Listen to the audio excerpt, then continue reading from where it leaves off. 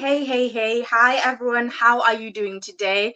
My name is Rhoda, and I'm your host for today. This is Abundantly You podcast, and today is one of my favorite topics. It's on human design.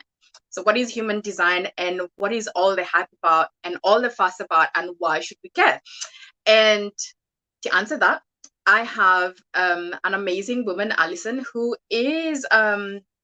works around human design, and she's going to talk to us about everything to do with human design. It's going to be a really fun conversation because this is something that is so much in the mainstream right now. People are talking about human design. There's so many things, so much information which is not correct in terms of human design. And today we will be able to share some of that stuff, and you'll be able to reach out to her after this recording as well, and have your reading done as well. So who is Alison? Alison is a wife. She is a mom, a human design specialist, which I love, obviously. And she is a holistic health coach, a registered nurse, and much more. And above all, before all those though, she is a soul surrendering to her human design and helping others to do the same. That is exciting. We want to hear all about it. So, Alison, welcome. How are you today? Oh, I'm doing so well. I'm so happy to be here. Thank you, Rhoda. We are so happy to have you here. Tell us about yourself. Who is Alison? Oh my goodness. Well, I think you covered a lot of that, but really, I think I am a soul surrendering to my design.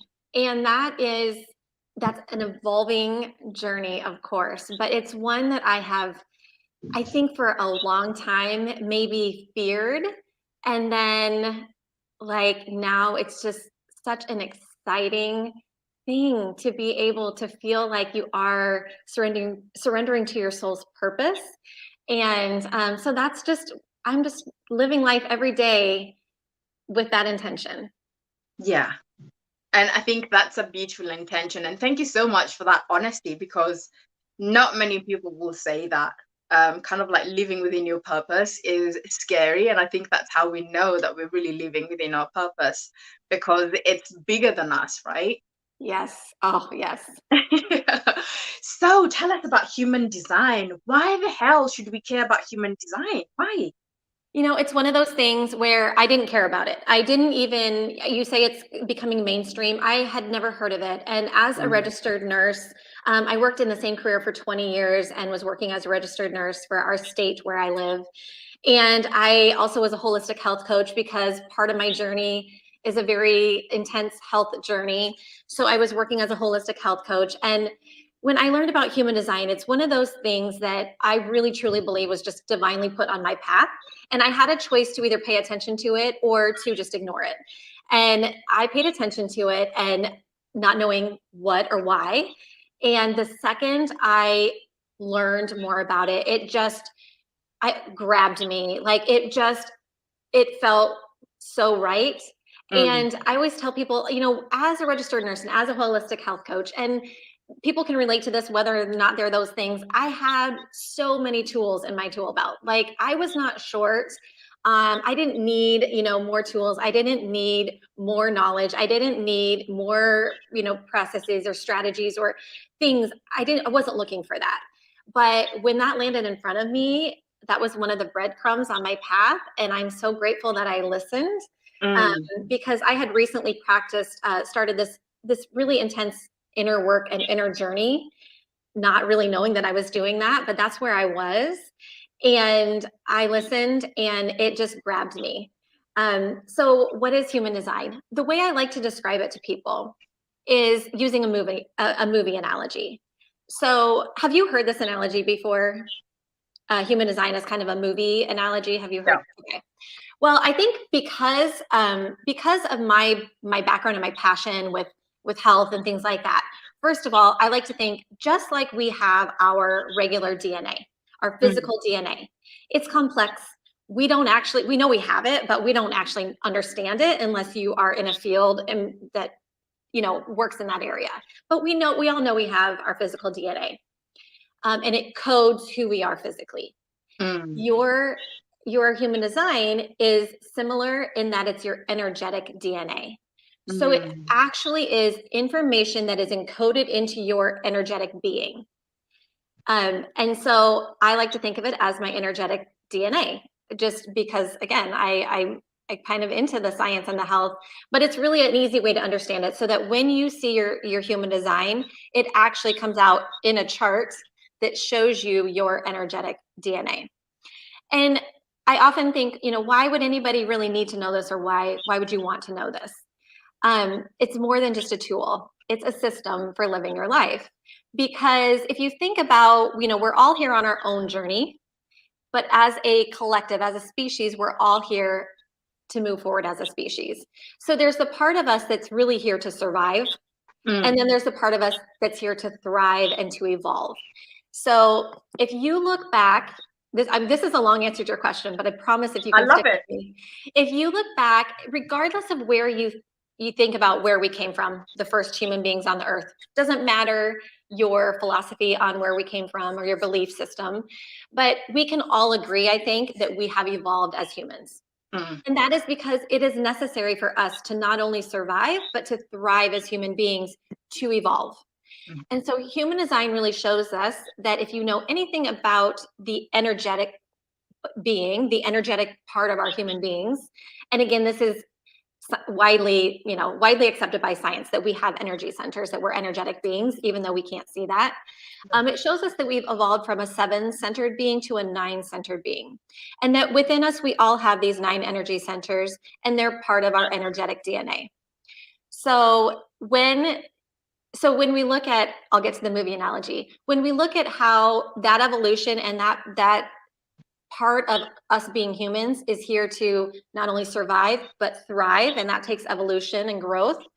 If you think about all of us working together and as creating a film or a movie, there are 4 types of people in human design. And we'll start with the producers of the film. So the producers of the film, they get the inspirations, and their gift is to give those inspirations, to put those inspirations out into the world, and to draw in the right people that can make this film a reality. So in human design, those people are called manifestors. And they're only about 8 or 9% of the population. We don't need a ton of those people, but we need some of the manifestors to get the inspirations and give them to the rest of the world, who can then make this film come to life. So manifestors get the inspirations. That's their gift to the world. Well, who are they passing those inspirations off to? They're passing those inspirations off to the directors of the film. So in human design, those people are called projectors. And again, they're only about 20% of the population. We don't need the whole world to be directing the film. We only need a few. And their gift to the world is to guide the film, to guide all the people that make it happen. Well, who are those people? In human design, those people are called manifesting generators, which you are, and generators. They are the life force the life force energy of the film. So they are there to guide the whole process and all the people. And that can be everybody from, the life force of the film. That can be everybody from, the lead actors and actresses, to the makeup artists, to the costume designers, to the musicians, to the cleaning crew, the set crew. They're not the same. Even though they fall within the same body, they're not the same. They have different talents and gifts in ways that they're meant to give their gift to the world, which is their work. So as manifesting generators and generators, that's 70% of the population, and your gift to the world is your work. And then the 4th type, the last one, is on the backside, on the end, we have the critics. So in a film, we have the critics who, when it's all said and done, they review it and they say, here's what was really good about it, and here's what you didn't do so well. So that as a society, we can move forward and do things better the next time. And in human design, the critics, they're not here to be critical, but they are called reflectors. And they're only 1% of the population, because again, we don't need a ton of critics. But their gift to the world is discernment, and they're here to tell us what went well, what didn't, so that as we all move forward on our individual path, but also as a collective, as a society, as we survive and thrive and evolve, that we can all do this again together, moving forward and getting better with each film that we create. I love that analogy, because I've come to think of it, I don't think I've ever met a reflector. I only know 2, and I've met a lot of people from human, in human design. So they're 1%. That's not a lot. Yeah, yeah. Just hearing that analogy has helped me kind of like explain why I haven't actually met any. And I think I'm surrounded by generators, manifesting generators, and few projectors. Mm-hmm. Very, very few manifestors as well. Yeah. Yeah. Yeah, yeah. Very interesting, fascinating stuff. I love how you've explained it because it just makes sense in terms of the collective. Mm-hmm. Because I know some people hear what what they are in human design, and everyone's like, well, I don't really want to be that. I want to be this instead. And I'm thinking, from the time I knew I was a manifesting generator and I looked at it, I was like, yeah, it's pretty much, Yeah. this is just me. This is and I absolutely love it. So do you ever find people kind of like, before we actually go into what does it mean for me to be this, or how Mm-hmm. does it actually help me navigate life, or Yeah. fulfill my purpose, do you find that some people get stuck with with their human design and think, well, this is the only thing I can do? Do you find that some people read it in such a way that is limiting to them? I wouldn't say that it's limiting, because when it really lands, and this might not be the right away, but when it really lands for you, it's like, I described it as, it's like meeting an old friend for coffee. It's like a coming home. It's like that person inside of you that you know is you, and that it is here to live out a purpose. And within Yeah. your design, you can see all of your gifts and all of your strengths. And I have little kids, so we call them superpowers. And you can really see like how expansive it is for you when it really lands. But I will give you the fact that 2 things often happen. So yes, maybe the limitations, but that is from living a life of conditioning up to this point, where you're seeing things as good or bad, Mm, and not within, what's right or wrong for you. And that's not really how we view yourself in terms of human design, or maybe a spiritual path or whatever. But the other thing is, people often look at their chart and say, okay, how can I change that? Or can I change that? Like, can I, we're talking about a little introduction about some of their centers or some of their, things. And they're like, well, can I change that? And what I love about human design that really sets it apart from other systems that people maybe use is that you don't change it. It's not like, I have a friend who took another, like a popular assessment that gave her, a number that she fit into a category of people, and she loves it. And I always tell people, do whatever works for you. mm, But I think one important differentiation is, the first time she took the assessment, it came out and it didn't really sound like her or feel like her. So she retook it and kind of changed some answers. And the second time, it felt much more like her. Well, you don't do that with your human design, because your human design truly is, for those of you who love logic and science and those sorts of things. I always say it combines science and spirit for me, which is mm, why I love it. But the science part is really truly that science has proven that it comes from the breath of stars, which carry information that gets coded into your energetic DNA. So mm, you cannot change it. It's like saying, can I change my physical DNA? You can change maybe what turns on and what doesn't, and how it actually plays out in your life, but you can't actually change the information that's coded within you. What you mm, can do is learn how to live into it. But I think, just as a population, as a people, we're sort of very quick to say, oh, this feels limiting, and how can I change it? And mm, that's not what mm. you do with your human design. You see Yeah, how expansive it is and how you can live into it. yeah, definitely. I think for me, with regards to human design, it started to make a lot more sense when I combined it with astrology, looking at it like that. Because I was looking at some of the things and I'm like, But then at the time, they didn't identify, or I didn't identify with it because of how I was seeing particular, or how I was looking at particular energies. Mm-hmm. Because there's a way you can look at particular energies and think, oh, I actually don't want to be that. Right. Because you look at it from a point of not being able to understand the pure energy of how it manifests itself and how it creatively expresses itself in this world. And I think this is kind of like one of the things, I guess, when I was alluding to the limiting, what I've seen with some people is they would probably think, well, I don't have, for instance, my sacral is not defined, so I can't really exercise. And I'm thinking, well, you can't exercise every day if you wanted to. It's just that you'd have to listen to your body a lot more. And whilst a manifesting generator would probably work out like twice a day, because I've done that sometimes. And sometimes I actually don't work out twice a day or work out at all, because the energy hasn't gone there, it's gone into my mind. So it's been just mental energy. So it's just being able to understand all of those ways the energy flows, right? That is, oh my gosh, you just nailed it 100%.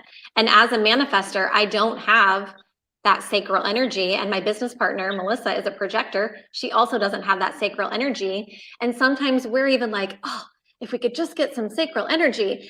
But it's like, no, this is how we are created. And when we actually show up and are aligned and surrender to our design, we're not supposed to have that sacral energy, but we'll draw in the correct people who then provide that and can do the parts that we're not actually meant to do.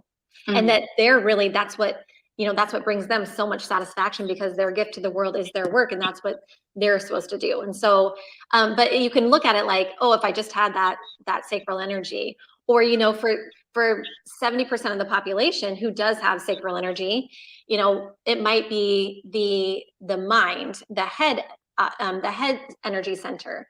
It can either be white in your chart, or it can be colored in, which means you either have it's defined or undefined. And people who are white, we would say that they are open-minded. Well, then people who have that energy center defined, they're going to look at it like, oh, so I'm closed-minded. I don't want to be that. That doesn't seem right. And again, it's like, that's not actually what it is, but your gift to the world is you are very defined in the way you think. And it's on purpose. It's not an accident. And so you just aren't meant to see all the different angles and take that in and get wisdom from that. You actually are here to show up, seeing the world the way you see it. Whereas other people are more open-minded, and it's not bad. Nothing's ever bad or good. It just is. And it's learning again to just surrender to that. Definitely. I love that. So I so love that, because it's so true. My head is so defined. And I actually got to a point where I actually love it. I love that my head is defined because of the kind of work that I do. Because if I had like different ideas, I wouldn't be able to do what I was doing. I wouldn't have that particular focus to fulfill that particular mandate that I feel that I have. So I see it as a blessing, and I love having people who don't have their heads defined, because sometimes when I'm so particular in how I want things to be done, then they can come in and show me an alternative way to still be able to get to what I want to get to. Yes. So it's kind of like just being able to work with other people, isn't it? Just the 100%. Collective energy. It's absolutely beautiful. Yes. So let's talk about the different centers. Oh my God. So I'm a 6'3". What does that mean to anyone? What are the numbers? What are the centers? How can people even get started? We will have the link that you have for people to calculate their chart. Yes. But as they look at their chart, because that's what I'm going to ask them to do before they actually listen to this. What the hell is that? Yeah. It looks so confusing when you first look at it. What on earth is that? Yes. So it is really confusing. And I want to say, though, that it doesn't have to be confusing for you to actually start to really benefit from it. So it can actually be quite simple. So when you run your chart, everybody's going to see that when you run your chart, it's going to give you a human, a figure, a person. And in that, there are going to be 9 energy centers. And everybody has the same centers. They will either be white or colored in. The color doesn't matter. That's a common question. The color doesn't matter. It just helps differentiate. But it'll either be white or colored in. And so I'll go through those first. So going through those, we'll start at the top. The head center has to do with mental energy. So it's where, you have where you process mental energy, where your head asks questions, where you might do research, where you get ideas and inspirations. That's the energy of the head. And then below that is the ajna. And for people who are familiar with Sanskrit and, you know, maybe have a yoga practice or something like that, it's what we know as the third eye. So the ajna is where you process the information coming into the head. It's where you formulate an understanding of the information, where you process the information, where you form your opinions and things like that. So that's the energy of the ajna. Below that, we have the throat. The throat is all of the energy centers are flowing to the throat. All the energy from each center is flowing down or up to the throat, because everything is trying to get manifested or communicated out. Again, this is for your own journey and for us as a collective. Everything's trying to get manifested or communicated out. So your throat is your communication, your manifestation center. Below that is the G center. The energy in the G center is all about love and direction and identity. And so I'm just going to stop here for 1 second and show you just with the G center how it operates differently if you're defined or undefined. So with somebody with an undefined G center, they really don't have a fixed direction for their life. They might be looking for love outside of themselves. They also don't have a set identity. So they might be really open to trying out lots of different things. You know, like it's back to school week where I'm at with my little kids. And we always ask kids, what do you want to be when you grow up? Well, somebody who has a defined center, a G center, might have a more fixed identity where they know from early on they are meant to be a doctor or they are meant to be a singer. Right now, my daughter wants to be a singer. But when you're undefined in that center, that's going to change throughout your life. You're not going to have that fixed direction or that fixed identity. And so it's important for people to know that that's okay for you, that energy to change within you as you move forward. So moving down from there is the sacral center. The sacral center is what makes 70% of the population a generator or manifesting generator. When that is defined, it's all about the life force energy of the world. So manifesting generators and generators have that colored in. The other types, manifestors, projectors, and reflectors, that is white for them, which just means that they don't have that consistent life force energy to get up and go do all the things that you guys do every day, all day, that, you know, really make you feel satisfied and alive. And then below that is the root center. The root center, and I didn't mention this, but the head and the root are both pressure centers. So the head is the pressure to know, the root is the pressure to do. So that energy center has a lot, it's all about doing. And then I'll go to well, if you're looking at a chart, it would be the left side. There is a brown or a white triangle. That is the spleen. And that is sort of the oldest survival energy of the body. So it's all about safety, health, survival, well-being. There are some fears associated with that. And then moving to the other side, we have two more. The far right, there is the solar plexus, and it's our emotional center. So emotions and spirituality, that's the energy of the solar plexus. 51%, so over half of the population has this energy center defined or colored in. And then just above that, there's a small little triangle, and that is the heart center. And that has to do with self-worth, self-value, and willpower. So that's a really quick, brief overview of the energy of each of these centers. What more do you want me to say about that, or what questions do you have? Oh, I think that is so amazing. Like when you were speaking, I was thinking to myself, oh my God, I've got the head defined and the root defined. So I'm like, pressure always to no, and do. It is so insane. And I can see why I've got the sacral as well defined, because that would be a nightmare if I didn't have that defined. Well, that is because you are living your design, and you know that for you to do what you came here to do and give your gift of your work to the world, you need that much energy all day, every day, right? That is true. Yeah. Yeah. And I guess it also explains, the way you look at it is so holistic. I look at it more like a map to kind of like help me navigate to be able to do stuff. And I think the way you've described it just makes me look at it at a totally, from a totally different perspective. And I'm curious, is your head defined? My head is not. How My about your head ajna? and my ajna is. So Mm, I can be, so this is interesting. So this will show you how this works. Um, I can be very open-minded. I can see it from lots of different angles. But then when I process the information, I have a very logical way of understanding all of that. So I can look at it from different angles, but I'm going to process it in a way that's very logical and orderly, that makes sense, that I can then share with other people. That's actually one of my gifts. And I don't even want to say this because I don't know how well I'm doing, but you seem to think, but I have a defined throat too. So I have my own way of understanding it, and it's very logical, and then communicating it out to the world mm.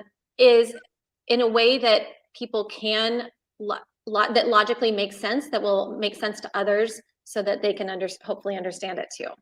Yeah, yeah, it does make sense. I mean, my head and my ajna is defined, but also my spleen. So I tend to be more intuitive in how I respond to things. So Yes. kind of like really weird. Sometimes it's more about the head, sometimes it's like really spontaneous. Yeah.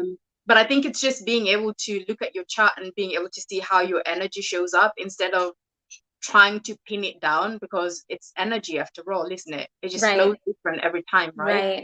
Yeah, Yeah, absolutely. And so speaking of that energy flow, do you know if your throat is defined or undefined? I don't know your chart. it's very defined, so I can It's talk for defined. days. Yeah. Yeah. So yeah, I'd be really interested to see your chart. But okay, so you kind of mentioned, you talked about like that intuition, and I have no doubt that you do have that intuition, that you're an intuitive person. And without knowing your chart, I can't really speak a whole lot to that specifically. But as a sacral being, and you said that you are, um, so for listeners that are listening to this, one of the things that your human design shows you, because it's all about energy, it really shows you how you're meant to engage with the world. And that comes from your type, where you fit into that movie analogy. And it's going to show you how you're meant to engage with the world, but it will also show you how you're meant to make decisions for yourself. And I, for a while, it took a little while for that to land for me. Like, why are the decisions, what's so important about the decisions? But now I totally get it, because if you think about being who you were created to be, being on the correct path for your soul, it's all about making the correct decisions, because Yeah. each decision is going to move you forward on your right path. Or you can make decisions from your mind, from your head, that is not your body's natural wisdom. And you can use, we all have, what is the term I can't think of? Doesn't matter, but we all have free will, so we Mm. can make those decisions. But when you actually understand and you get out of your mind, you get out of your head, because nobody's ever meant to make decisions with their head. That's an old archaic system back before we evolved. So we're all meant to sink into somewhere in our body. And for you, that is your sacral center. And that comes in the that comes in the form of a sound. Like when you need to make a decision, you need yes or no questions in the moment, and you need to listen to what comes up from your gut, like or So everybody's going to be different. Your chart will show you that. But when you actually know two things, how you're meant to engage with the world and how you're meant to make decisions, that's 70% of human design. And just knowing that is really how you embody this and actually implement it into your life and start to see what I call magical miracles happen from that. Yeah. Yeah. It's interesting you say that, because sometimes when I can't make decisions, I would actually sit down with someone and have them ask me just direct questions, because I don't like questions that, when people beat around the bush, you have to be really specific for Yes. me so that I can respond to it. And sometimes that's literally how I do it. Or if we're having conversations and you're asking me something, if it's not a definite yes or no, I'm just going to have that Yeah. and I'll be like, no, it's not for me. So sometimes it's just like, nope, or sometimes I just have like, I have to dig in and feel into it, and it's no, just a no. Right. And I think, have you always operated that way? Like, did you operate that way even before you knew about your human design? yeah. So you just really intuitively, I mean, you were probably, I would guess, pretty tuned in to your body, and you're pretty intuitive about knowing that that's your body's wisdom. Yeah, and I actually grew up knowing that I didn't want to do anything that I didn't feel like doing. So I never wanted to do things just to please people, because from experience that would leave me feeling horrible. You know, when I say yes to something that I don't really want to say, it takes so much energy from me, and I hate it. Every time I'll be thinking about that particular thing, and it might be really small, but I'll complain about it from morning till night, and I'm thinking, I don't want to be in that energy. So just knowing that made me realize, actually, if I don't want to do it, I just don't do it. If it's not a wholehearted yes, would not do it. It just doesn't happen. Do you have any idea if you have a defined or undefined heart center? That little triangle. Your what? It's undefined. Undefined. Okay. That's interesting, because that's where people usually will say yes to something and try to use willpower to push through, and it almost never works out, because they're trying to prove themselves, or trying to like please gain acceptance from other people. But yeah, I mean, that's really amazing. I love that you give yourself permission to use your energy in the way that you're meant to. And I mean, I have no doubt that's when I came to human design, that was so exciting for me. And I think that's one of the reasons why it's one of the things that I love talking about. And something else that people are curious about. So I'm a 6-3. What does that actually mean to people when they actually look at their chart? What will that mean? What is that? I was just thinking about that. So you'll see when you look at your chart that you have a profile. Your profile is going to come from on each side. On the left-hand side, there's a red row of numbers, and on the right side, there's a black row of numbers. And your profile is going to come from the top two boxes, the number behind the decimal. So that's where you're saying, I'm a 6-3. On the black side, it's 0.6 on those, and on the left side, it's 0.3 on those. So that's the 6-3. And so what that means is, in addition to the complexities of your chart, which centers are defined, which centers are undefined, when there's a line that runs between two centers, those are your inherent gifts, or as we call them, superpowers. So those are all the complexities and what make your design so unique. But then on top of that, there's like this costume that you wear, and it can be numbers 1 through 6. So that further differentiates you, and it further makes you you. And so as a 6-3, what that is the number 6, that energy, that costume kind of plays out. I like to call that the caterpillar, cocoon, butterfly.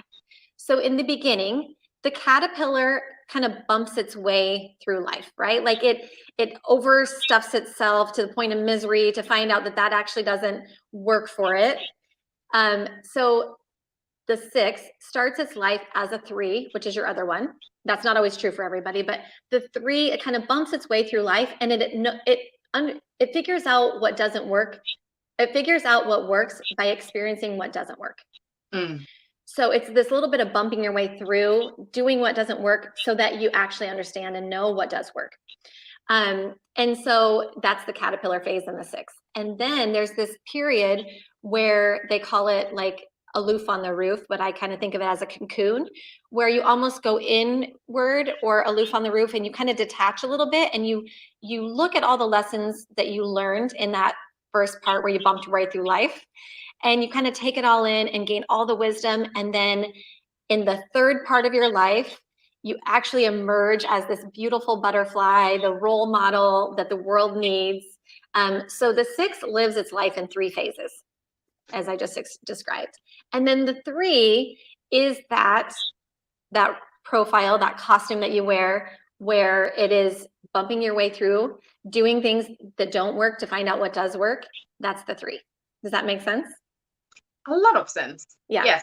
So much sense.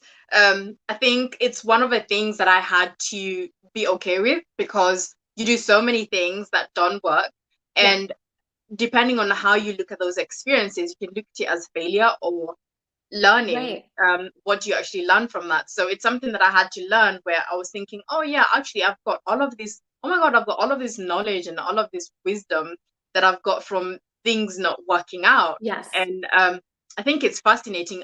One of the things I will say, however, is like human design made so much sense for me, and it helped me accept my life and the role that I play in this world. And I think this is why I love it so much, because it helped me embrace that and kind of like know that there's actually nothing wrong with me. Right.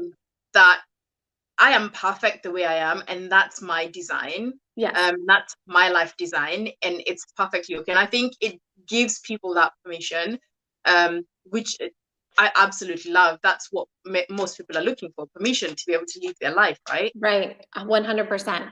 Yes, absolutely. Yeah. And I think, it is about just that understanding that everything does happen for you.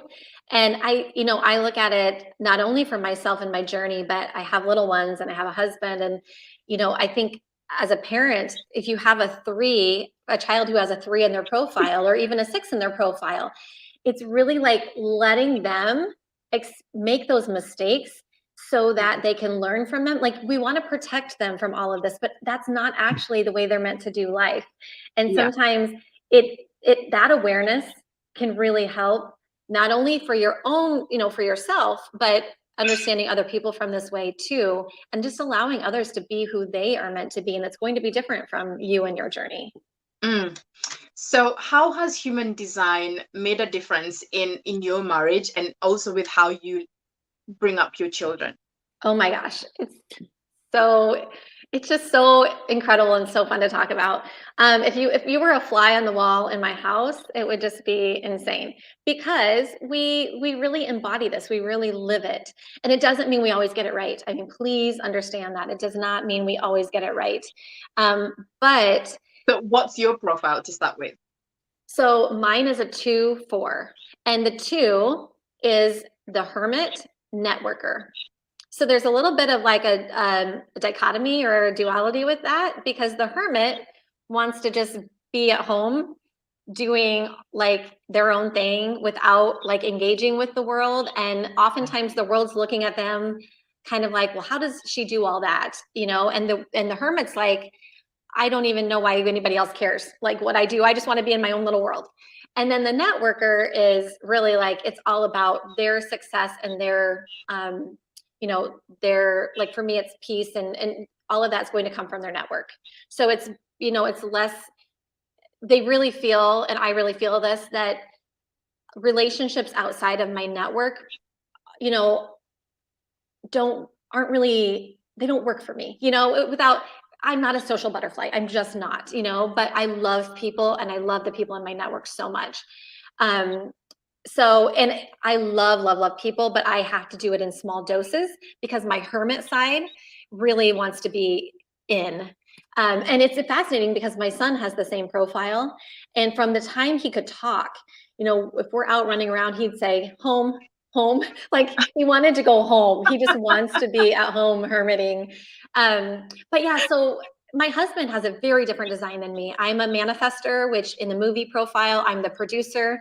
We were talking earlier, we always want a different design.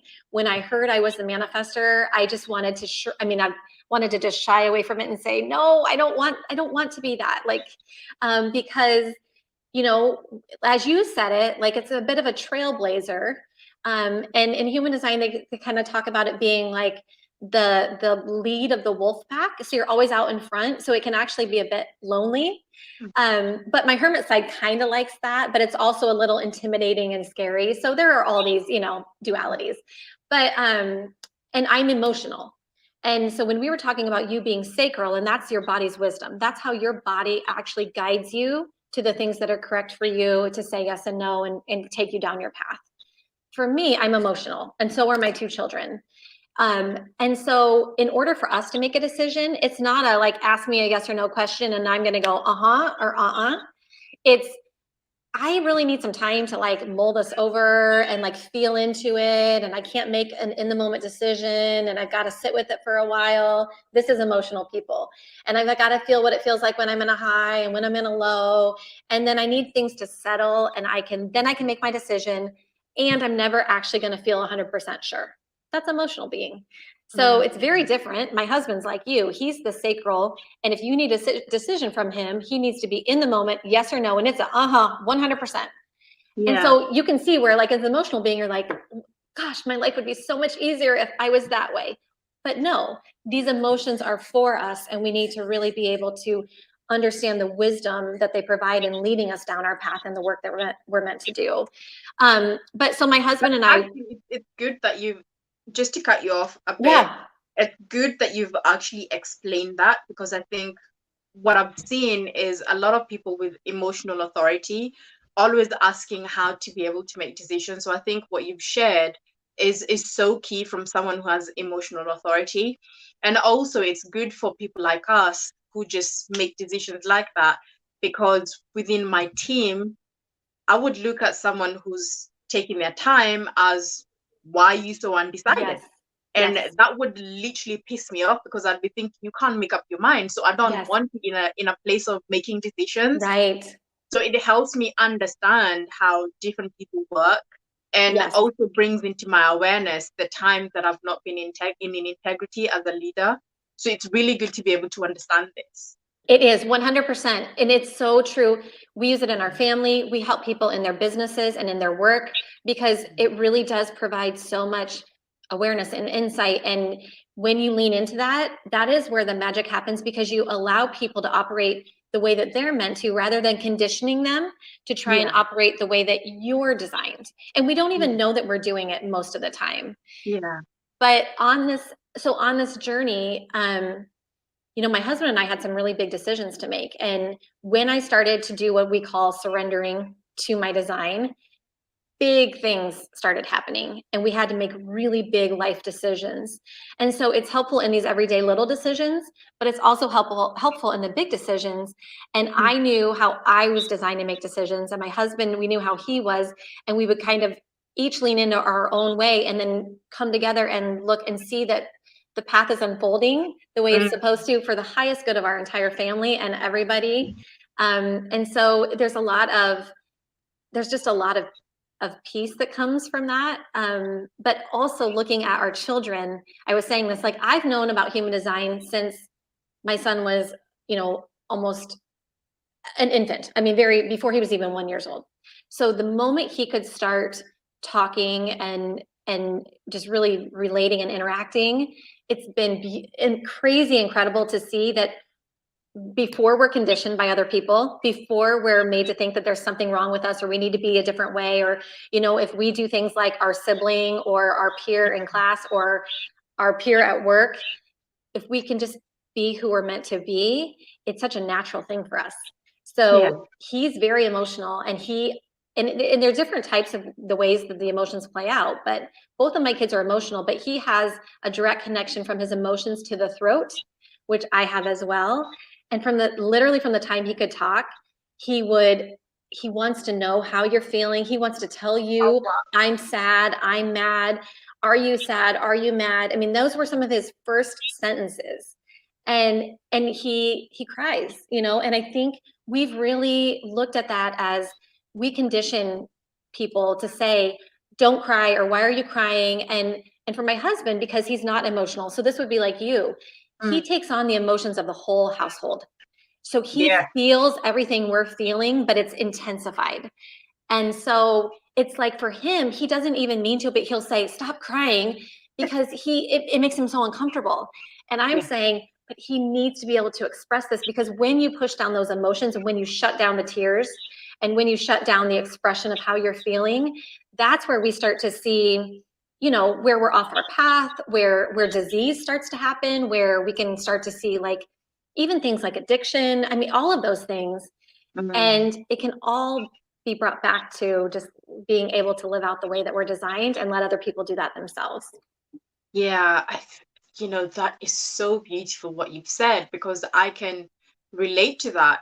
Before growing up, I just didn't understand why people were so emotional. And I'd be like, but why are you so upset? It's, this is not something that should upset you.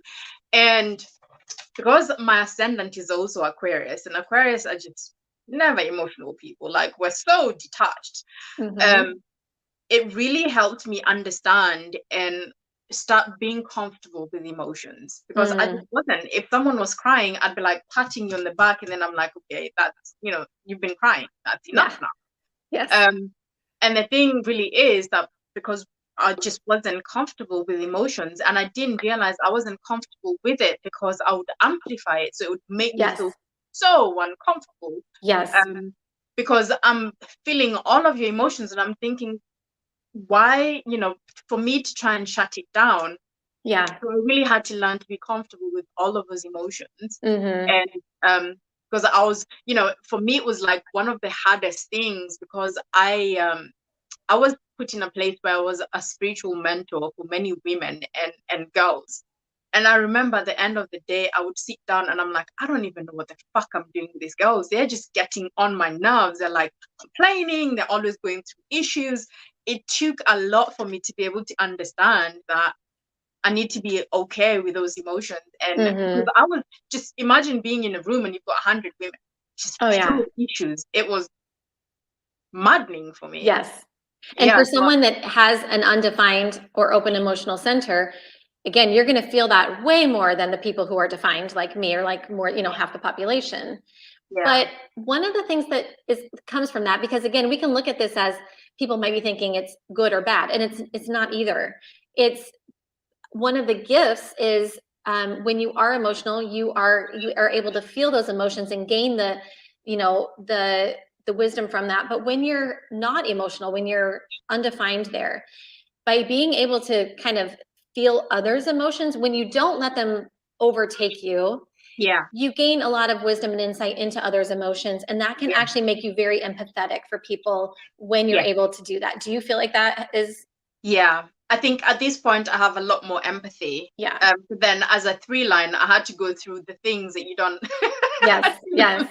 learn through the mistakes. But now it's so much better for me now. I can see around people's emotions, and I'm able to be empathetic without judging that. Because what happens as well is you start judging the emotion so much because you're feeling the intensity of it. So you're judging it, you're trying to push it down, you're trying to bypass it.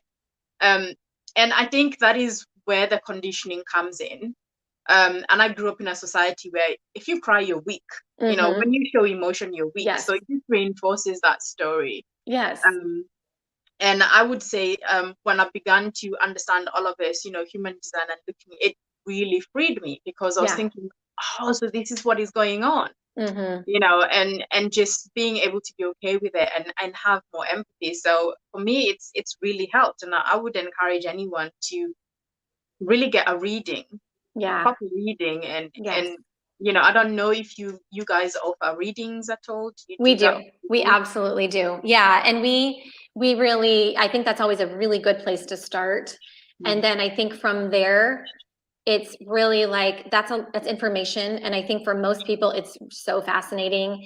And then it's really about embodying your design. So that's what we help people with. We start with the reading, and then we just help people embody that. So that is that's beautiful. So as we wind up, this has been so good.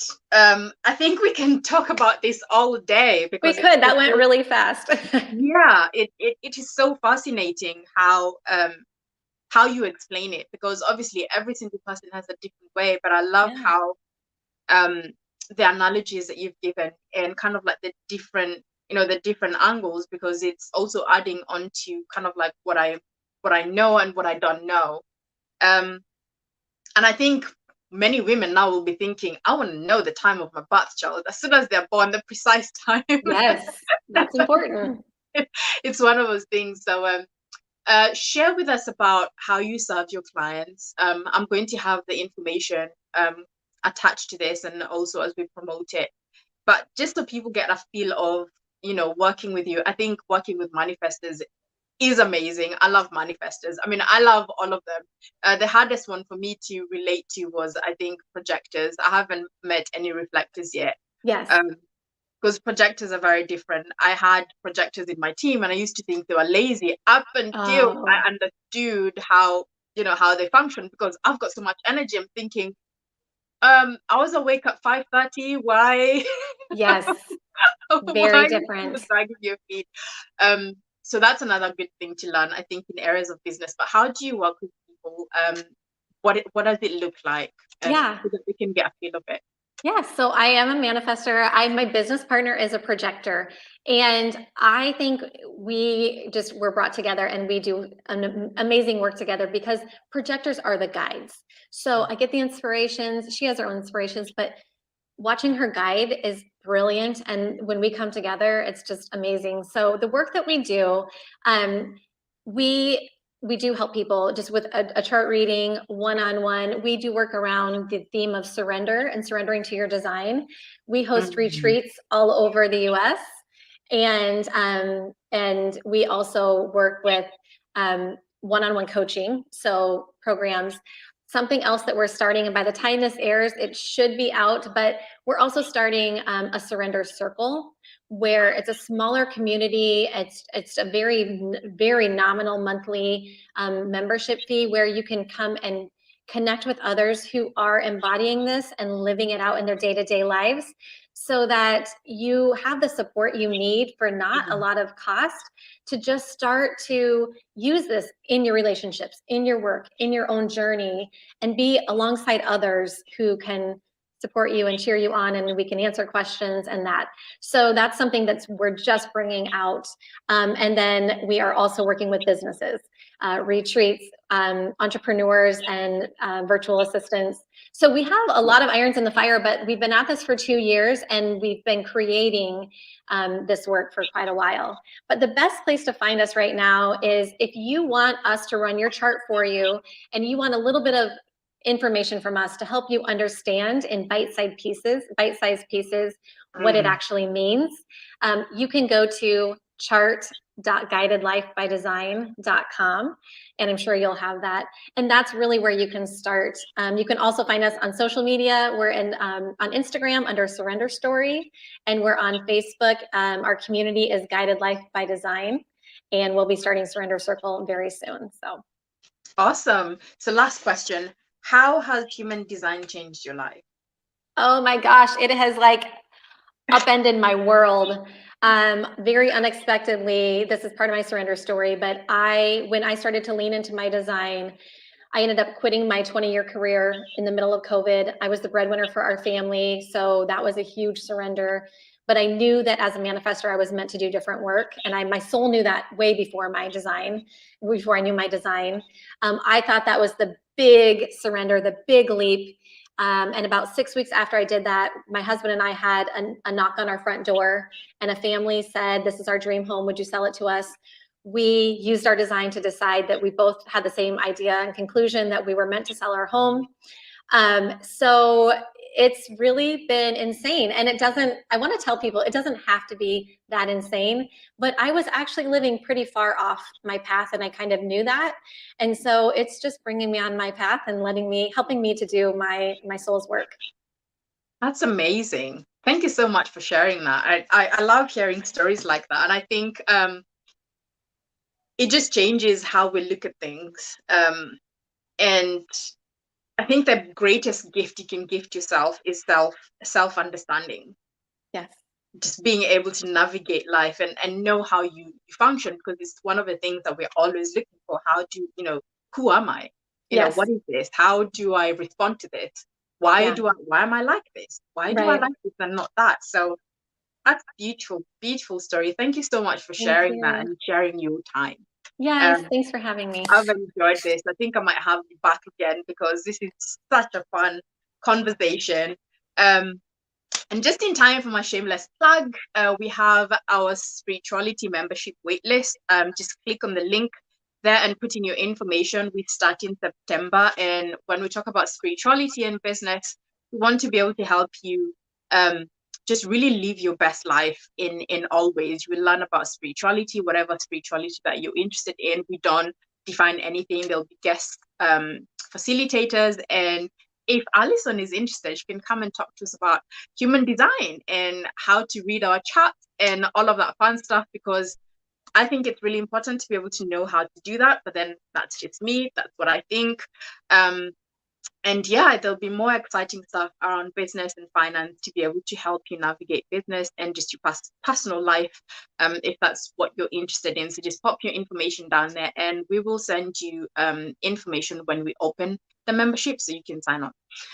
So that's all from us today. Thank you so much, Alison. I so appreciate that you've come here and spoken to us, and I'm really looking forward to hearing more about the retreats. I know it's in the US, I'm in the UK, so we'll work something out. I would love to be able to come to one of the retreats and just see how it's like. I mean, experience, right? Yes, experience. And honestly, people, I'm a big part of retreats. I was in the UK over the summer, but people walk away that have done lots of retreats, and they say that's the most life-changing experience I've had. So we would love to have you there. I would believe that. Manifestors, that's your superpower. Yeah, absolutely. Definitely. Thank you so much. Thank you, guys. Enjoy the rest of your day and evening wherever you are. Bye.